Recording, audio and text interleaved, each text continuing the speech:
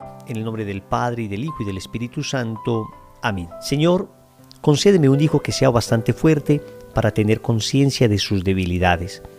Un hijo que sepa aceptar con nobleza la derrota y que sea humilde en la victoria. Dame un hijo que te conozca y que sepa que el conocimiento de tu amor es el principio de la verdadera sabiduría. Señor, te pido que le enseñes a permanecer de pie en las tempestades y dificultades de la vida y a mostrarse compasivo con los que caen. Dale un corazón puro con aspiraciones elevadas, que sepa ser dueño de sí antes de querer mandar sobre los demás, que sepa reír sin olvidar cómo se llora, que tienda al porvenir sin olvidar su pasado. Dale la humildad para que siempre recuerde la sencillez de la grandeza verdadera, la comprensión de la verdadera sabiduría y la mansedumbre de la verdadera fuerza. Entonces yo, su padre, me sentiré feliz de él y podré decirme a mí mismo: no has vivido inútilmente. Amén. En el nombre del Padre, y del Hijo, y del Espíritu Santo. Amén. Hoy vamos a hablar de un tema bien especial. Lo hemos llamado así: ten en cuenta el pecado original. Ten en cuenta el pecado original. Y vamos a iniciar con una cita del Catecismo de la Iglesia Católica en el numeral 407. La doctrina sobre el pecado original, vinculada a la redención de Cristo, proporciona una mirada de discernimiento lúcido sobre la situación del hombre y de su obrar en el mundo. Ignorar que el hombre posee una naturaleza herida, inclinada al mal, da lugar a graves errores en el dominio de la educación, de la política, de la acción social y de las costumbres. Hasta aquí el Catecismo de la Iglesia Católica, numeral 407. Vamos a leerlo detenidamente, que es bien importante. Dice: la doctrina sobre el pecado original. ¿Qué entendemos nosotros por el pecado original? ¿Qué entendemos nosotros cuando hablamos de pecado original? Nos referimos a ese primer pecado cometido por nuestros primeros padres, Adán y Eva, que está descrito en el libro del Génesis en el capítulo 3. Ahí se encuentra, la narración del pecado original.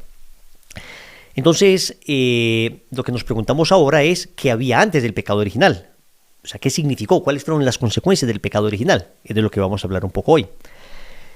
Entonces dice: la doctrina del pecado original vinculada a la redención de Cristo. Nosotros no tenemos simplemente una doctrina sobre la caída, una doctrina sobre la muerte del alma. Tenemos sobre todo una doctrina sobre la levantada, una doctrina sobre la vida en Cristo. Entonces, siempre que se habla del pecado original, hablamos también del misterio de la redención de Cristo. O sea, Cristo no nos dejó sometidos al pecado.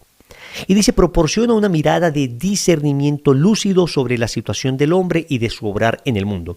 Es decir, cuando vamos a hablar del hombre, esto es lo que se conoce con el nombre de antropología. Cuando vamos a hablar sobre el hombre, pues tenemos que tener en cuenta necesariamente que estamos hablando de un ser que fue creado por Dios con una serie de dones y que, sin embargo, debido a un acontecimiento llamado pecado original, esos dones se vieron seriamente afectados. Y hay como una disarmonía interior en nosotros. Nosotros tenemos como unas pulsiones internas, y es que esto no hay que ser un genio para darnos cuenta que existe, ¿no? Chesterton decía que de todas las doctrinas católicas, de todas las doctrinas cristianas, la doctrina del pecado original era la más fácilmente verificable. Es que lo vemos en nosotros, lo experimentamos, lo vemos en nuestros hijos de una manera clarísima. Entonces, al momento de hablar de la situación del hombre y de su obrar en el mundo, necesitamos tener en cuenta que el hombre está herido por el pecado original. Ignorar que el hombre posee una naturaleza herida, inclinada al mal, da lugar a graves errores en el dominio de la educación, de la política, de la acción social y de las costumbres. Ojo, acá el Catecismo nos está diciendo con claridad la doctrina de la Iglesia.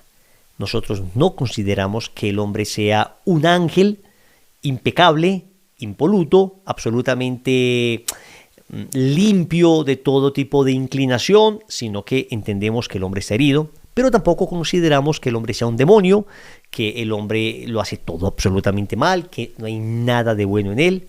No, el hombre es bueno por naturaleza, pero está herido por el pecado original. Esto es importantísimo, porque la visión católica del hombre es una visión muy equilibrada y nos daremos cuenta que no mantenernos en ese equilibrio da lugar a graves errores. ¿En el campo de qué? De la educación. O sea, yo al momento de educar supongo que el niño es un ángel, que todo lo hace bien, o supongo que el niño es un demonio, que todo lo hace mal, voy a tener un juicio errado al momento de corregir, un juicio errado al momento de permitir ciertas cosas, voy a suponer que el niño, que la persona es algo que en realidad pues o no es, o le falta mucho para hacer, es decir, voy a imaginarme que este niño es un ángel, entonces haga lo que quiera, o voy a imaginarme que ese niño es un demonio, entonces no puedo permitirle ni siquiera que tenga uso de su libertad. Entonces, ven, esto termina trayendo graves errores en el dominio de la educación, de la política. Pues claro, hay políticas públicas que suponen que los seres humanos somos ángeles, o políticas públicas que suponen que los seres humanos somos demonios, de la acción social, de las costumbres, en fin. Entonces vamos a entender un poquito esto del pecado original, como lo entiende la Iglesia. De esa manera vamos a tratar de hacer un recorrido, digamos, como lo explican sobre todo la teología tomista.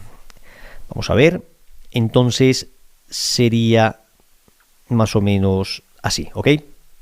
Tenemos acá lo que dice el Catecismo de la Iglesia Católica entre los numerales 396 y 409. Ahí está contenida como toda la doctrina, los rasgos esenciales de la doctrina del pecado original. Entonces, lo primero que nos dice el catecismo es que nosotros nacemos en un estado que se llama justicia o santidad original. O sea, nosotros, me refiero a Adán y Eva, ¿no? O sea, la humanidad. La humanidad es concebida en Adán y Eva en un estado de justicia original, santidad original. ¿Y en qué consistía esa justicia o santidad original? Básicamente en que nosotros teníamos unos dones sobrenaturales que eran la gracia, los dones del Espíritu Santo y las virtudes infusas, tanto virtudes cardinales como virtudes teologales, ¿no? Entonces, poseíamos la gracia, sí, teníamos una gracia que nos hacía naturalmente hijos de Dios. Teníamos unos dones del Espíritu Santo, sí, estos dones que conocemos nosotros, los 7 dones del Espíritu Santo, los poseía Adán y Eva en plenitud, y las virtudes que se llaman infusas, que son 3 virtudes teologales, fe, esperanza y caridad, y 4 virtudes cardinales o morales que también llaman, que son la justicia, la fortaleza, la prudencia y la templanza. Justicia, fortaleza, prudencia y templanza. Esto es lo que llamábamos el aparato sobrenatural, la fisionomía sobrenatural de Adán y Eva. Ellos tenían esto. Luego también tenían una serie de dones preternaturales. Lo preternatural es lo que está entre lo sobrenatural y lo natural. ¿Cuáles eran estos 4 dones preternaturales? El primero, el don de la inmortalidad. Es decir, el hombre por naturaleza moría, pero Dios le había dado un don para no morir, el don de la inmortalidad. Luego está el don de la impasibilidad. El hombre no podía, bueno, digamos que naturalmente podía sufrir, pero el hombre había recibido el don de no sufrir. Es una cosa realmente impresionante, ¿no? Noten que cuando Adán y Eva pecan, entra la muerte y entra el sufrimiento también. Parirás a tus hijos con dolor. Hay un don que se llama el don de la ciencia infusa. ¿Qué es esto de la ciencia infusa? Aristóteles dice que el ser humano conoce a través de los sentidos. El modo ordinario por el que nosotros conocemos, captamos las realidades a través de los sentidos. Pero Adán y Eva tenían unos conocimientos previos dentro de sí que no habían captado a través de los sentidos. Es lo que se llama ciencia infusa, ciencia que no se capta por los sentidos. ¿Significa que lo sabían todo sobre Dios? No, pero significa que sabían una serie de cosas, digamos, que no habían aprendido, sino que Dios le había incorporado directamente a ellos, ciencia infusa. Y luego había otro don preternatural llamado el don de integridad. El don de integridad consiste en la armonía entre las facultades superiores y las facultades inferiores del hombre. ¿A qué nos referimos? A esto. Los dones naturales nos hablan de unas facultades inferiores y de unas facultades superiores. Eso es lo propiamente humano, lo que corresponde propiamente a nuestra naturaleza. Y entonces están lo que se llaman facultades inferiores, están las emociones, las pasiones, los sentimientos. Son cosas que no son malas en sí mismas, son neutras. El catecismo, cuando habla de ellas, nos dice que nosotros, digamos que junto con los animales tenemos pasiones, emociones y sentimientos. Es como nuestra parte más animal, nuestro polo más animal. Aristóteles llamaba al hombre un animal racional.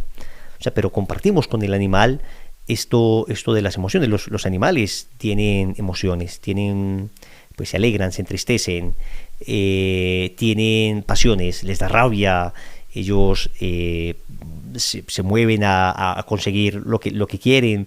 Nosotros compartimos con ellos como esas facultades inferiores. Y luego compartimos con los ángeles unas facultades superiores. El entendimiento, nuestra inteligencia, nuestra capacidad de razonar y la voluntad, nuestra capacidad de decidir, de querer. El entendimiento ordinariamente está orientado a la verdad. Dios nos dio un entendimiento para encontrar la verdad y nos dio una voluntad para encontrar o para perseguir el bien, el amor. Adán y Eva tenían un perfecto orden entre las facultades superiores y las inferiores, es decir, las superiores gobernaban a las inferiores. Entonces, el hombre obedecía a Dios, por la fe era iluminado su entendimiento y con el entendimiento y la voluntad ellos gobernaban sus pasiones. ¿Qué sucedió?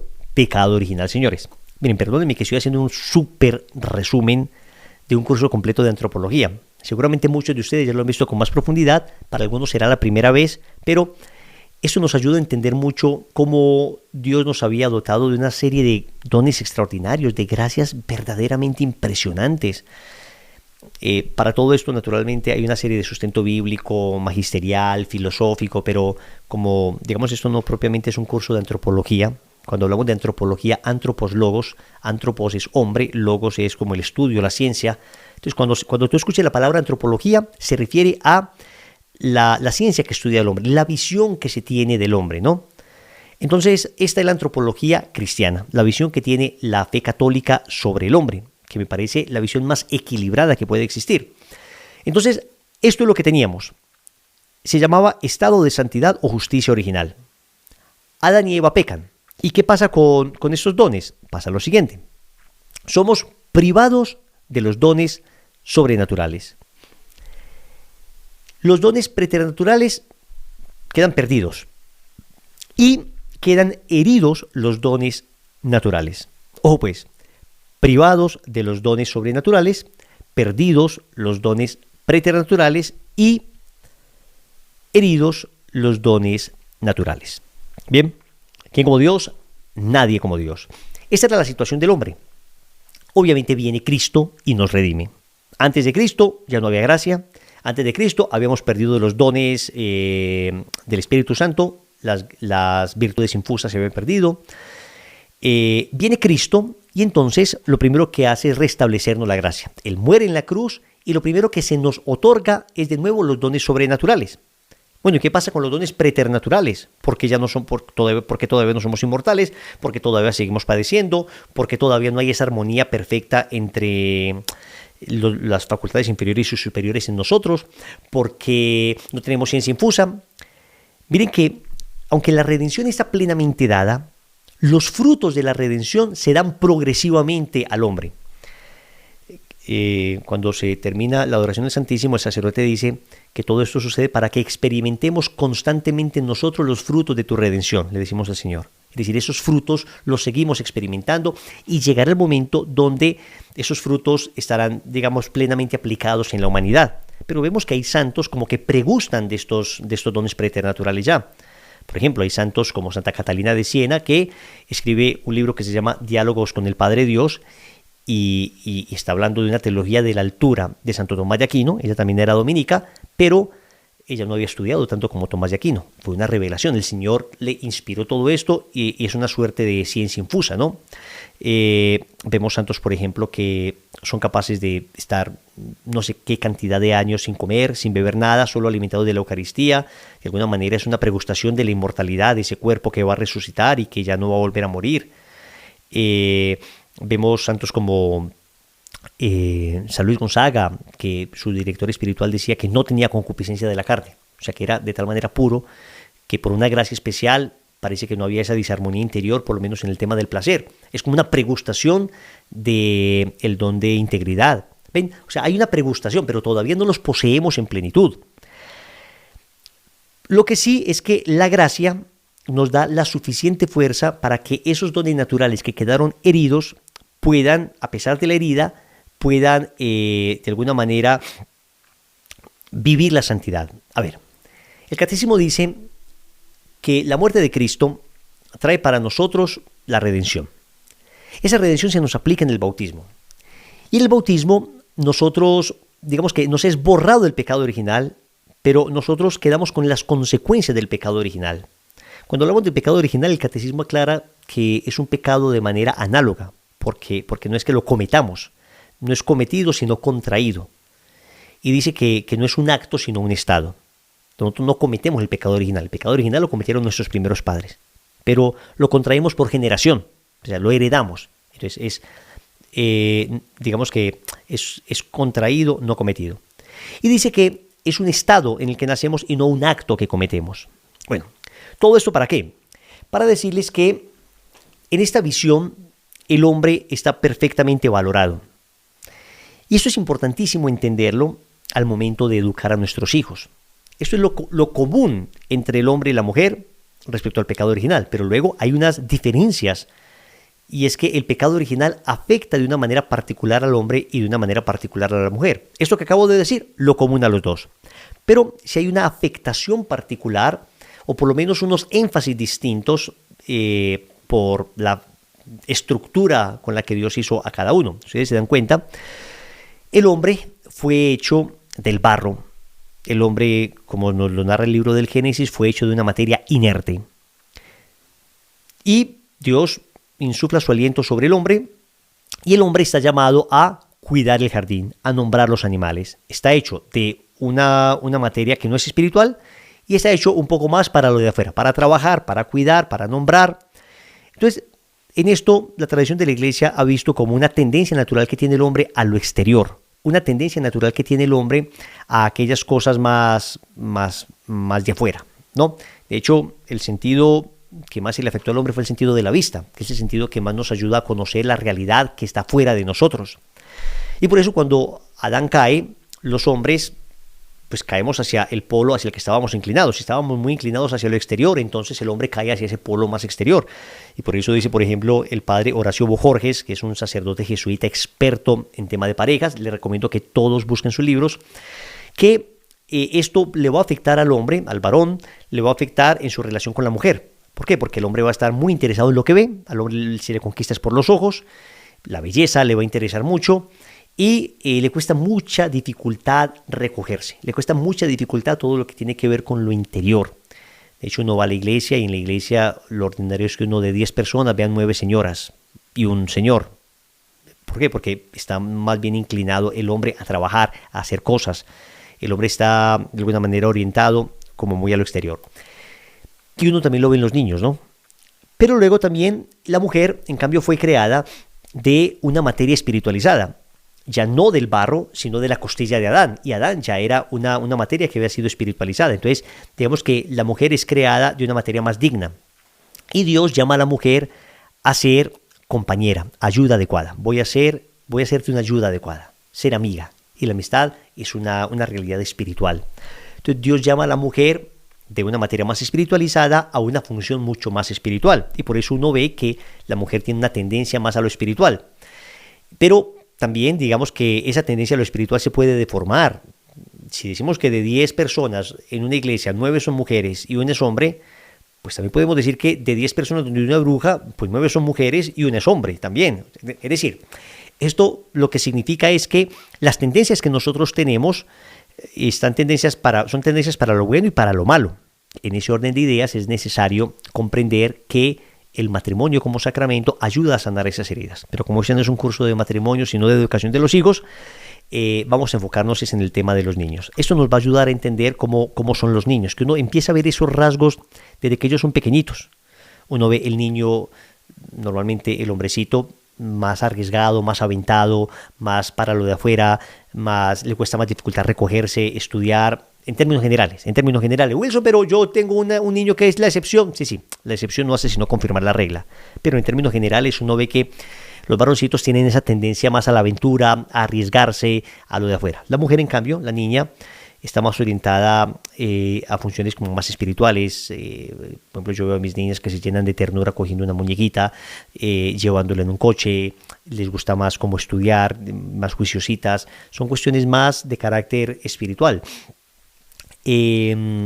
Entonces, esto uno tiene que ir conociéndolo también en los niños, ¿no? Esto es lo que podemos llamar pues como las tendencias a las que nos sometió el pecado original. El catecismo nos va a decir que Dios nos borra la herida del pecado original, pero persisten en nosotros esas consecuencias y nos llaman al combate porque Dios hubiera podido simplemente eliminar esas consecuencias. No obstante, en su sabiduría dijo, no, dejemos que esas consecuencias persistan, pero que la gracia sea capaz de reorientar, reorganizar esas consecuencias. Y cuando luchemos contra esas consecuencias, contra esa triple concupiscencia de la que también hemos hablado mucho, entonces el hombre crece en virtud, gana mérito para el cielo, y así el hombre mismo determina el nivel de gloria que querrá tener en el cielo. No es que el hombre se salve a sí mismo, nos salva Cristo, pero Dios ha querido que en nuestro combate nosotros cooperemos con nuestra redención y determinemos qué tanta santidad queremos vivir. Él nos da los méritos para tener toda la santidad que de alguna manera queramos, ya depende de nosotros. Hasta aquí un marco amplio sobre el tema del pecado original, pero vamos a aplicaciones un poco más prácticas, ¿no? Resulta que ha habido como dos grandes extremos en la manera de concebir al hombre. Volvamos al tema de la antropología. Me perdonan que esta clase sea un poquito más catedrática, pero creo que ayuda mucho, ya cuando lo veamos en las aplicaciones prácticas, a comprender cómo es que debemos educar a nuestros hijos, qué pistas nos da esto para educar a nuestros hijos. Entonces, hay una escuela filosófica que tiene tal vez sus orígenes en un sacerdote llamado Pelagio. Entre el siglo IV y siglo V vivió él, fue duramente rebatido por San Agustín, y Pelagio lo que decía era que el hombre no necesita de la gracia para ser bueno. El hombre simplemente por su naturaleza es bueno, Que Adán y Eva, al pecar, no generaron, digamos que en su posteridad, no los afectaron con un pecado original, no es que haya algo con lo que nacemos o una gracia que nos falta, no.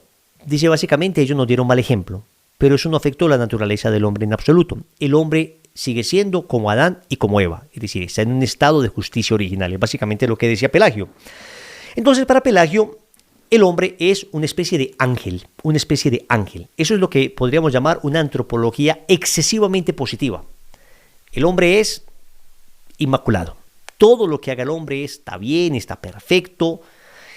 Y entonces, ahí vemos las consecuencias de ver al niño de esa manera. Si yo no entiendo que el niño está afectado por el pecado original, entonces lo que yo voy a pensar es lo siguiente: pues este niño es un ángel. Y como es un ángel, todo lo que emane de ese ángel está bien. Todo lo que naturalmente surja de él está bien. Sus sentimientos, todos son buenos. Sus acciones, todas son buenas. Todos los comportamientos, maravillosos. Y ahí entonces tenemos una serie de modelos educativos que parten de este principio antropológico y forman unos pequeños monstruos, unos pequeños tiranos. ¿Por qué? Porque si el niño es bueno, yo no tengo que establecer límites.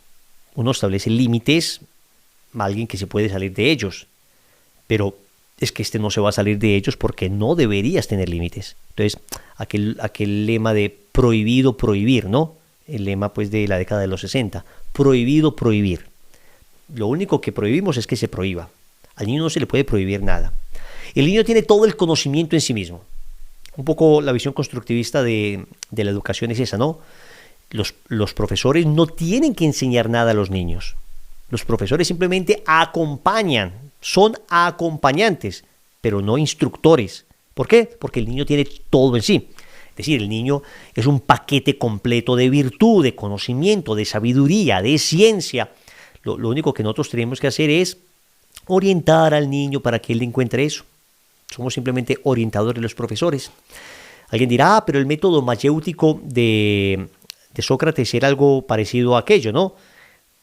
En realidad no, porque Sócrates no renunciaba a enseñar a sus pupilos. Simplemente, claro que les estaba enseñando, simplemente les estaba enseñando desde el principio a razonar y a razonar correctamente. El método socrático, lo que llaman mayéutica, no era simplemente descubren usted la verdad. No. Yo a través de preguntas lo voy orientando para que aprenda a razonar. Y una vez aprenda a razonar, vas a conocer la verdad.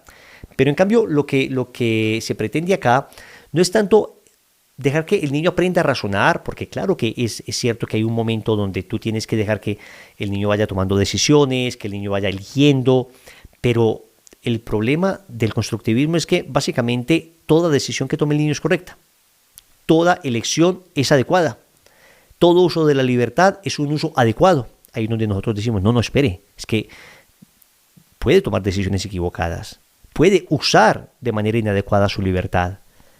No podemos simplemente dejar a los niños ahí porque son buenos, son ángeles, entonces dejemos que ellos vayan ahí de alguna manera creciendo, desarrollándose.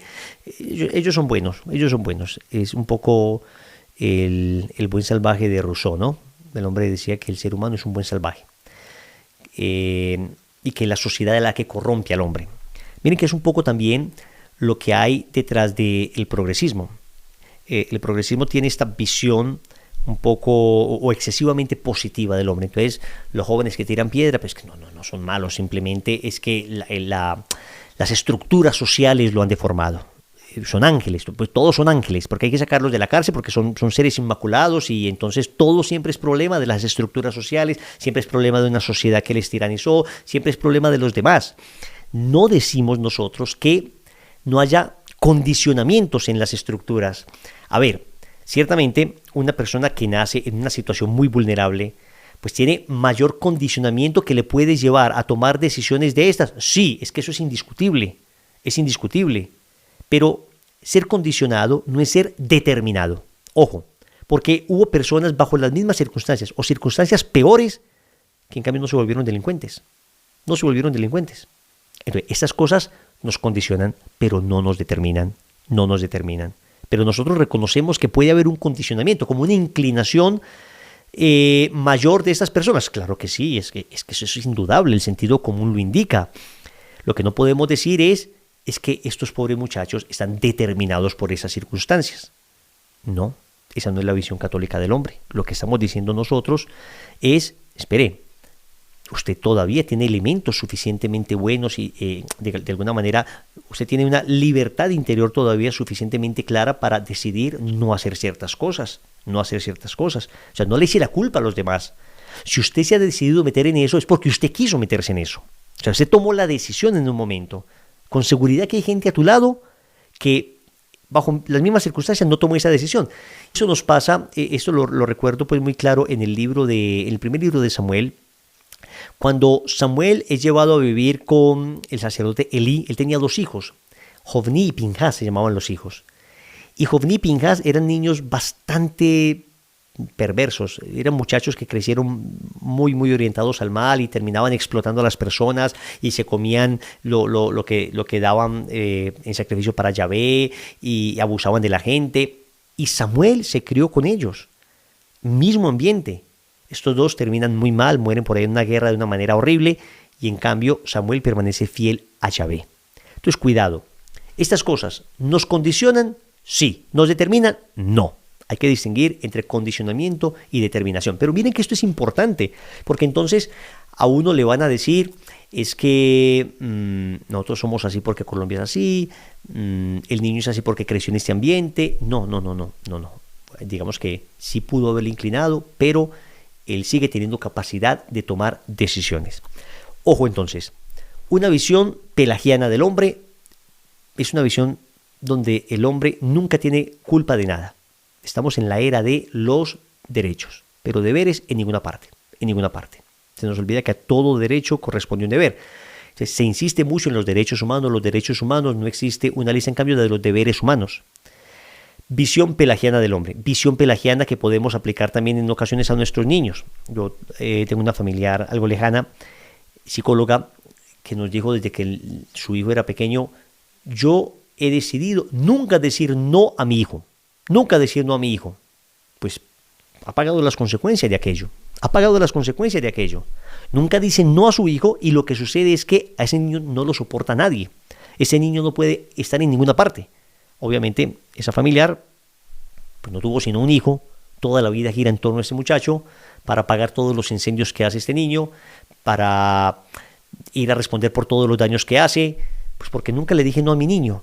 Hombre, ¿cuál es la visión antropológica que se esconde detrás de esto? El niño es un ángel, el niño es un ángel. Está el otro extremo, una visión más bien luterana, una visión más bien como la que tenía Martín Lutero. Lutero decía que en cambio el ser humano quedó corrompido por el pecado original. Es decir, si Pelagio decía que al ser humano el pecado original ni lo tocó, es un ángel, Lutero decía el pecado original corrompió al ser humano. Por consiguiente, lo único que el hombre puede hacer es un acto de fe, creer, pedir la gracia, pero por él mismo es incapaz de cualquier obra buena. Eso también desarrolla modelos educativos, porque si el hombre es malo por naturaleza, ¿qué hay que hacer? Poner reglas para todo, establecer límites para todo. Entonces todo tiene que ser regla, condición, todo tiene que ser, yo le tengo que explicar a usted cómo hace las cosas, no dejo espacio a libertades personales, yo decido por usted. Casi que, como usted es malo, déjeme, yo me encargo de conducir su vida.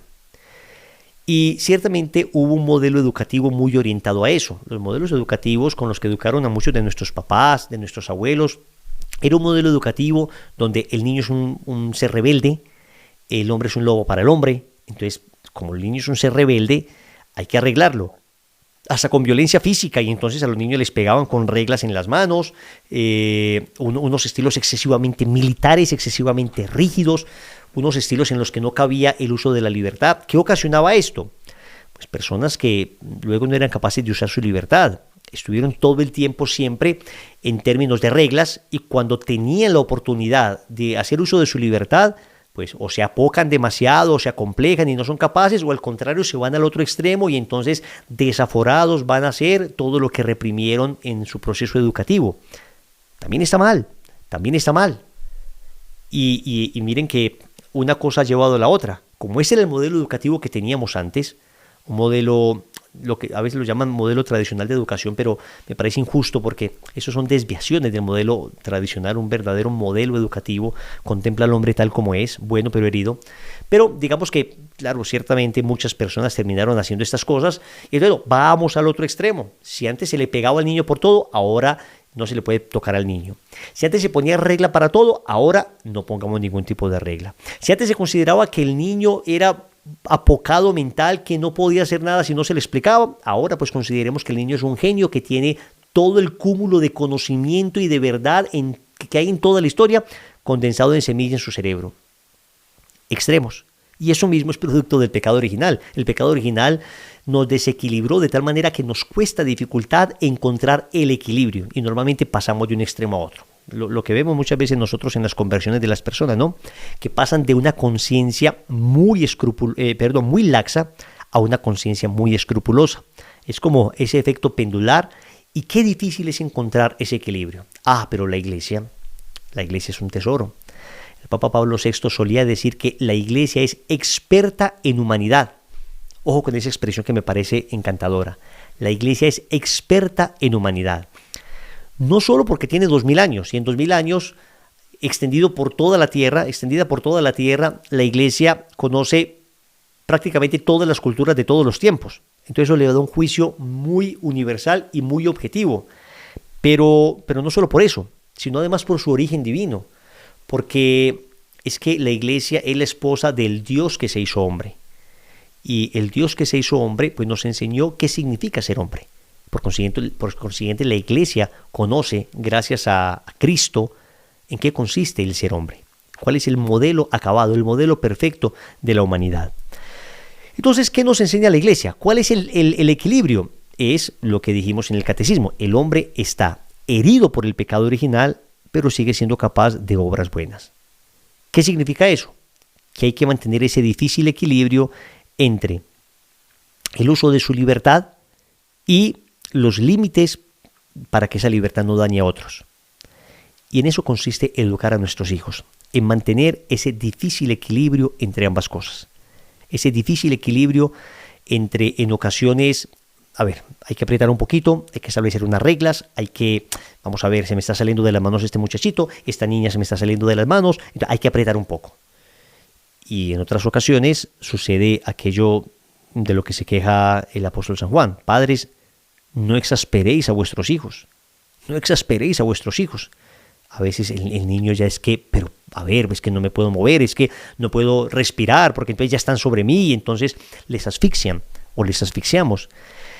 Y eso tiende a generar un efecto rebote, ¿no? Un efecto rebote, el efecto de estoy asfixiado y entonces por cualquier lado reviento. Y entonces, si no hay una válvula de escape, terminan reventando a veces de las peores maneras. Manejar ese equilibrio no es nada fácil, porque no existe una regla única. Eso dependerá sobre todo del discernimiento de los padres. Pero por lo menos tener esta claridad nos va a ayudar al momento de tomar decisiones. Uno lo ve con los hijos. Uno se da cuenta que en ocasiones los niños deben ser un poquito apretaditos, deben ser un poquito ajustaditos. En otras ocasiones uno dice, no, a ver, hay que soltarlos un poquito, incluso a riesgo de que cometan errores. Pero esos mismos errores, lo que podríamos llamar un riesgo medido, esos mismos errores nos van ayudando a educarles, a decirles, te das cuenta, mi amor, por ahí no era, o tal vez tomaste la decisión equivocada, pero se acompaña en esos momentos.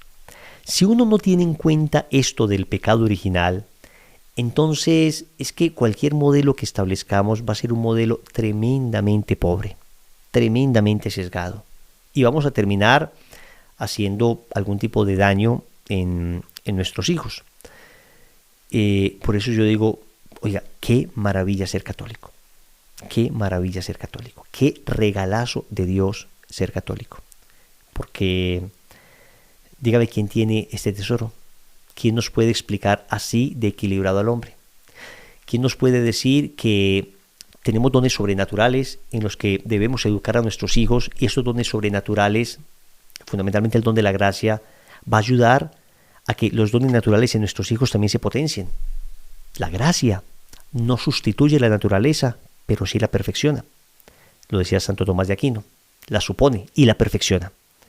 Es decir, nosotros no es que estamos heridos por el pecado original, vino la gracia y ya, de alguna manera nosotros ya no tenemos ninguna concupiscencia. No, seguimos con la concupiscencia, con el desorden dentro de nosotros, con la herida del pecado original, pero la gracia sí nos ayuda a perfeccionar. San Agustín dice por ahí en alguno de sus libros que a él le pasaba una cosa impresionante, que él había cosas cuando él era maniqueo, filósofo maniqueo, que él no entendía, que él se esforzaba, utilizaba su inteligencia con toda la potencia que tenía, una de las mentes más lúcidas que han existido en la historia de la humanidad, y decía, no entendía.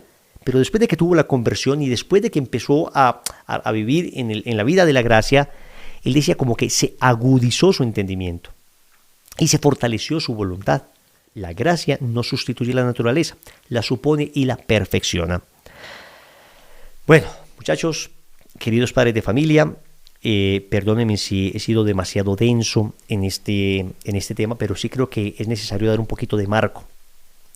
Todo esto que acabo de decir tiene todavía mucha fundamentación detrás, pero la idea es que nosotros pues simplemente tengamos los elementos de conocimiento que nos vayan a ayudar a discernir lo que se debe hacer. Si de todo esto que acabo de decir te queda claro que el niño no es ni un ángel ni un demonio, que es un ser bueno herido por el pecado original, y que la gracia ayuda y perfecciona esa naturaleza que está herida, y que entonces nosotros debemos mantener ese equilibrio entre el uso de la libertad que ellos deben tener, que ellos deben ir aprendiendo a madurar y a usar su libertad, y las reglas que debemos establecer y los límites que debemos establecer.